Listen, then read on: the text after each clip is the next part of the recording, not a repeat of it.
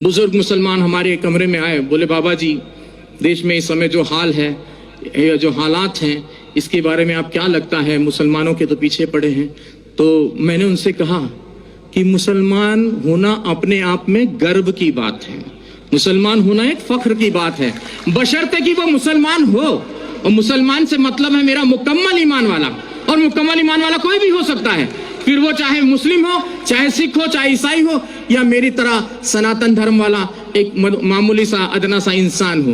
तो मुकम्मल ईमान आना जरूरी है, और जब मुकम्मल ईमान आ जाएगा तो मुसलमानों का कोई क्या बाल वाका कर सकता है। कहते हैं कि नूरे हक शमे इलाही को बुझा सकता है कौन, जिसका हामी हो खुदा उसको मिटा सकता है कौन। न तलवार की धार से, न गोलियों की बौछार से, रब का बंदा डरता है तो सिर्फ परवरदिगार से, और आपको किसी से डरने की कोई जरूरत नहीं है। एक छोटा सा किस्सा और आपको सुना दूं।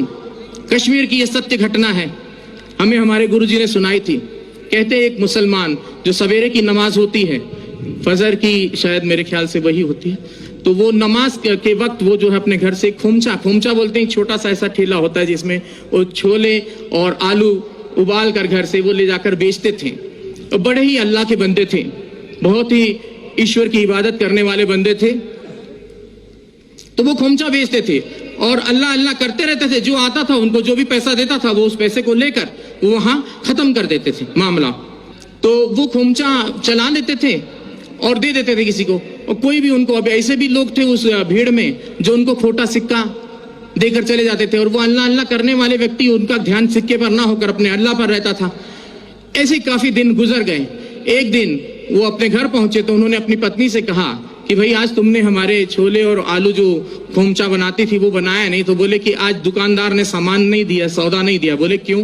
बोले जितने भी सिक्के इकट्ठा किए हैं आपने ये सारे खोटे सिक्के हैं। बोले हाय अल्लाह। वो वहीं चुपचाप बैठ गए उस ईश्वर की इबादत में कि बोले हे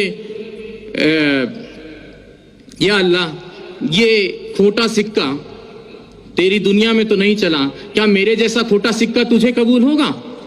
तो उसने उसी वक्त वहां पर एक नूर प्रकट हुआ और आवाज आई कि उस थैली में हाथ डालकर देख। और जब उसने थैली में हाथ डालकर देखा तो वो सारे खोटे सिक्के सोने की अशरफियों में तब्दील हो गए थे। तो मुसलमान ऐसा होता है जो किसी खोटे सिक्के को भी हाथ लगा दे तो सोने की अशरफी में तब्दील कर दे। तो इस चीज का ख्याल रखना चाहिए, मुसलमान को किसी से घबराने की जरूरत नहीं है।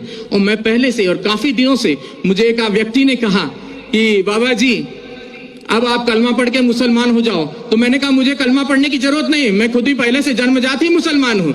और मुसलमान का मतलब ये नहीं कि कलमा पढ़